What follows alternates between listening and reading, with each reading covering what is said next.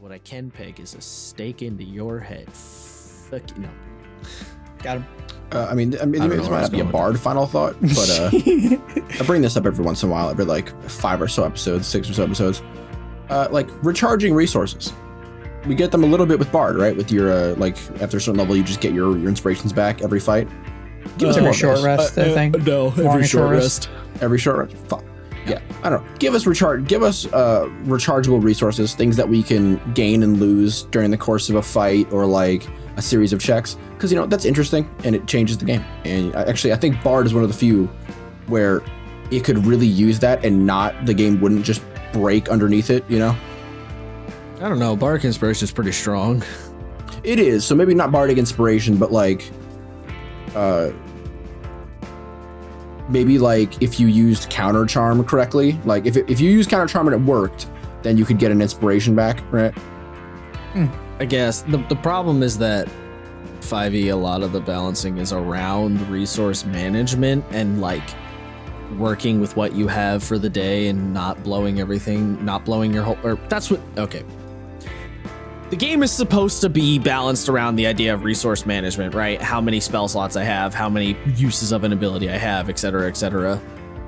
Yeah. A lot of people do not play the game that way. A lot of people only do one fight per long rest day or whatever. So there is that whole problem. So it ends up not being about that, but that's what it's supposed to be about. So thinking about it from the angle of what the game is supposed to be about,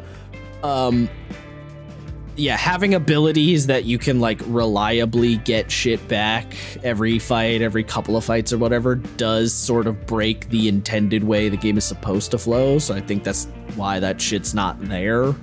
It does sort of, right? Because Sword Bard has, it's better than that. It's just like you just have infinite of these. So like not until level 14. Yeah, but like yes, I know it's not until level 14, but like the fact that we do have it, and at level 14, the game isn't quite broken just yet. You're beginning to stretch what it's capable of, but it's not crumbling underneath it. I mean, also the Sword Bard abilities, because they're all, focused on just the Bard, they don't like if you were able to get Bardic Inspiration back reliably, for example, that would be like, that could potentially just fuck everything over, because, some good Bardic Inspiration rolls can really swing things. So it's like, because the abilities and a lot of the abilities were not balanced in the intention of them being there reliably over the course of the adventuring day, if you could get them back over the course of the adventuring day, things start to teeter in weird ways. Particularly when you start talking about like regaining spell slots, for example. Like there's a reason that like arcane whatever fuck the wizard thing has arcane recovery. Oh, there's a reason arcane recovery is like limited in the way it works, Yeah, so I'm not saying something as crazy as spells, but like a fighter's battle master maneuvers, I don't think you're losing anything by making them rechargeable. Especially because, again, Bard can just do them ad infinitum after a while. They're not as good as Battle Master maneuvers, and there's not as many options on those blade flourishes. And again, they only affect the Bard, Yes, but very few Battle Master maneuvers actually affect other things. I don't know about that. There's quite a few that do. There's enough that it matters. Like, it's not...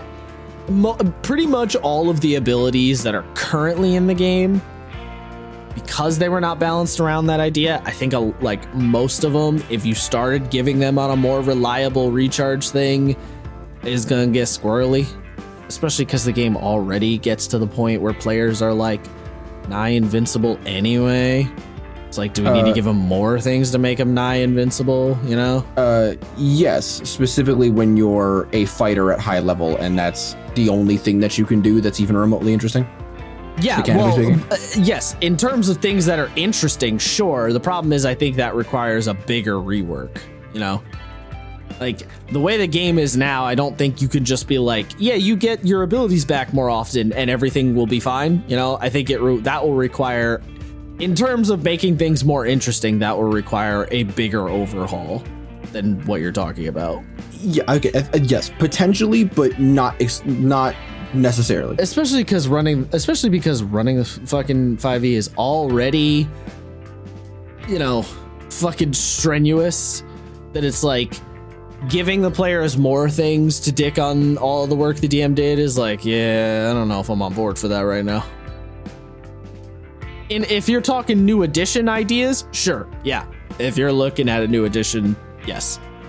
But in terms of like slapping it onto the game as is, I don't think so. I would it's worth saying. It's something that, like, as opposed to just getting the things, right, and then you work them down and then you getting them back up.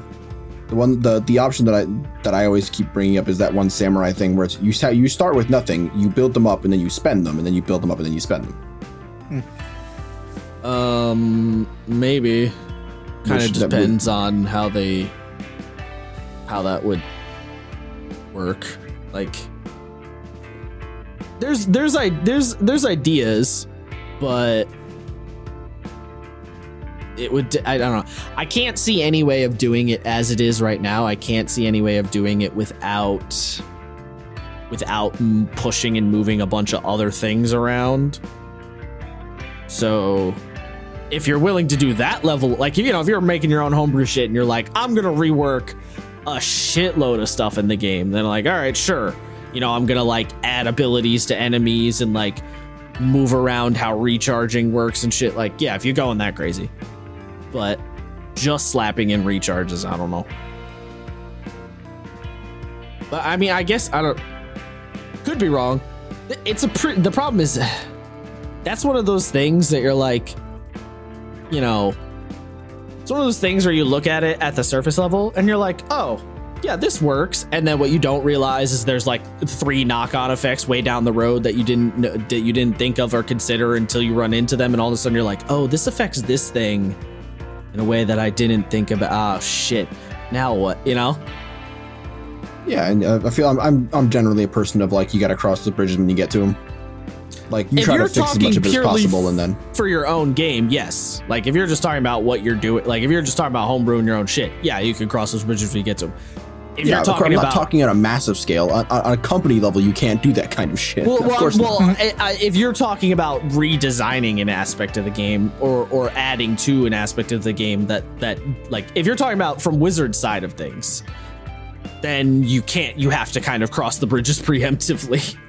Yeah, I'm aware. I'm saying for like you, like me as Isaiah the DM is like, okay, we're gonna try this idea out. I mean, yeah, you can go buck wild with it, but that's always the case, right? You can always. That's the good thing about homebrewing for your own table is you don't have to necessarily, like, you can homebrew an ability for one player playing one specific class combo thing. And you don't have to worry about what other implications that might have later down the road because you're doing it for one player, for one campaign, for one specific class combo, and you're not publishing anything, so you're good after that. So yeah, that in that scenario, sure, go wild. But in terms of like the game, harder to say. I feel like Matt has just been fucking scrolling Twitter or something this entire time I've been talking. I'm nodding my head listening because I'm just like, yes. It's all. It's like this could work. I'm not sure though. Yeah, I mean, I do get what you're saying though in terms of like having abilities to use more often is just to have stuff to do is more interesting. But that's one of those 5e's had that problem the whole time kind of things. Yeah, I'm just thinking about it more. I think of all of the things to potentially regain, I think spell slots is one of the least necessary because at later level you get so many spell slots. Oh yeah, for sure. Spell slots is the most spell slots is the most extreme example. It's just the easiest one to talk about. That's why I used it. No, yeah, I'm thinking about the hypothetical where someone would genuinely be arguing for it, and you're like, my guy. Yeah, well, that's why that one Magic Barbarian ability is a D3, right? Because of spell slots being the way they are. Terrible. It's not that big a deal. Who even uses a D3? A lot of people, actually. There's quite a few games that use Very D3s. incorrect. It's not that hard. These are my opinions and they're fact. You just roll a d4, subtract 1, and if it's a 0, it counts as 1. That's it. It's very simple. I hate it. That sort of futzes with the math quite a bit, though. No, because what I'm saying is like, so you roll and subtract 1. So if you roll a 4, it's a 3. If you roll a 3, it's a 2, right? If you roll a 1, technically you'd go down to 0, but you just ignore that and count it as a 1. Yeah, but that would mean the die would make a higher likely chance of getting a 1 than anything else. Because 2 faces would equal a 1. Is that how that works? I don't think that's the case. On a d4, if half the faces on a d4 equal the same number. A 4? Oh, I see what he's saying. I don't think half the faces equal the same number. On a d4? Well, no, well, because a 4 becomes a 3, a 3 becomes a 2, a 2 becomes a 1, a 1 becomes 0 becomes a 1. A 0 becomes a 1. That's the same amount. Anywho's, yeah, Bard cool, as Sam would say. This last like 10 minutes have not been anything about bards. Bards use